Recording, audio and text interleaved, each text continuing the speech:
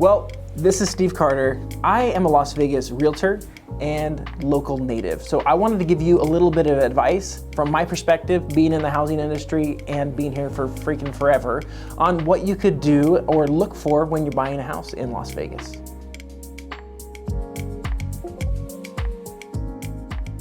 The first thing I would definitely recommend would be to kind of search outside the box a little bit.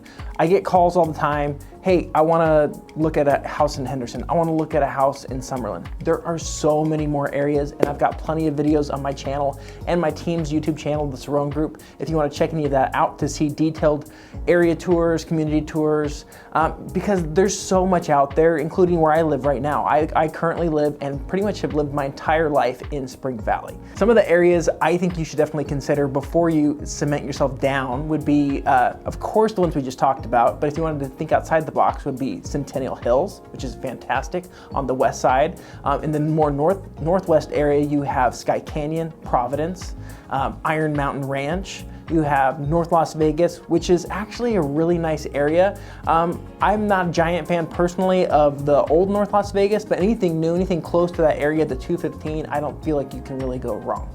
Aliante is out that way too. Big thumbs up in my books. The Southwest itself is phenomenal. That's where a lot of Spring Valley is, but you have areas like Southern Highlands, which is awesome. So Henderson is actually its own city, which means just like any city, I'm sure LA, New York, whatever, I'm sure there's some areas you probably wouldn't want to live in yourself. So do your own due diligence. I always recommend that you get onto one of those crime mapping websites so you can actually see the stats for the last, I think they typically go like the last 6 months. You can look at all sorts of stuff, but do your due diligence. Look at when you're looking at properties, unless you really know the area like I do. So with Henderson being its own city, there's different pockets, different neighborhoods that I personally like a lot when I'm looking over there, like Inspirada, Green Valley Ranch, which is a very common area, Whitney Ranch in Henderson. There's some really great areas.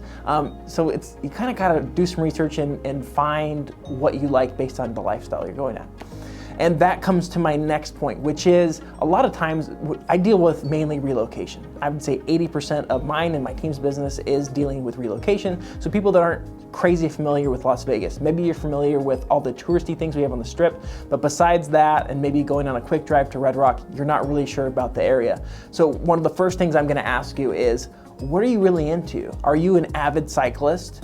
Well, I can assume if you are, you're probably gonna wanna live close to the west side because that's where a ton of cycling is done. Red Rock Canyon is right over there, and a lot of the avid cyclists, they kind of tend to be in that area if that's something you're doing frequently. If you're going to the lake weekly or really freaking often, like that's just your thing, you like pray to the sun and your skin's turning to leather, let's get you over there in like Las Vegas. It'd be a lot quicker. If you're really into horses, there's actually quite a few areas in Las Vegas that have equestrian properties in the south area of town, the north area of town, and even in parts of the east and the west areas, like towards Lone Mountain, if you're familiar with that area.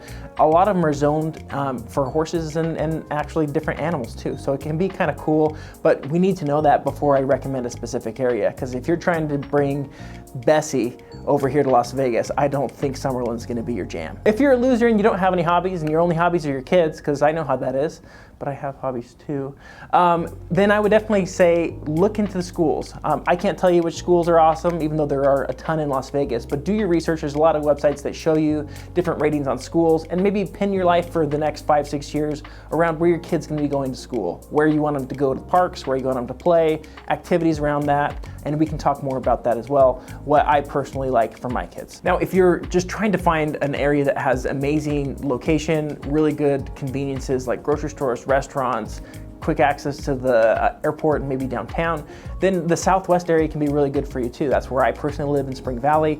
So there's just a lot of areas besides just Summerlin. I love Summerlin. My wife's trying to get me to move there.